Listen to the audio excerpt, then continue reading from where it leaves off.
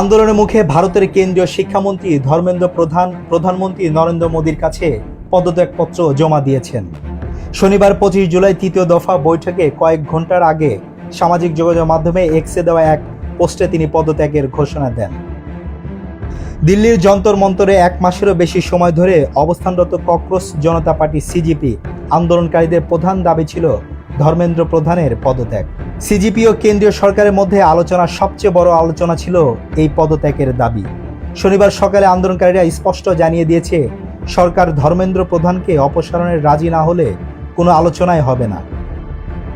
এরপরে পদত্যাগের ঘোষণা দিয়ে এক্সে দেওয়া পোস্টে ধর্মেন্দ্র প্রধান লিখেন, এদেশের তরুণদের আকাঙ্ক্ষা, অনুভূতি এবং ন্যায্য প্রত্যাশার প্রতি আমার গভীর শ্রদ্ধা রয়েছে।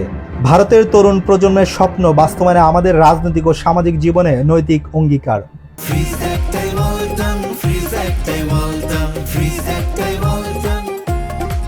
দূরদর্শী নেতৃত্বে দেশ সেবার সুযোগ করে দেওয়ার জন্য মাননীয় প্রধানমন্ত্রীকে আন্তরিক কৃতজ্ঞতা জানাই। এর আগে শুক্রবার 24 জুলাই বৈঠকে ভারত সরকার সিজিপি শেষের দুটি দাবি মেনে নেওয়ার আশ্বাস দিলেও ধর্মেন্দ্র প্রধানের পদত্যাগের বিষয়ে তখন কোনো মন্তব্য করেনি।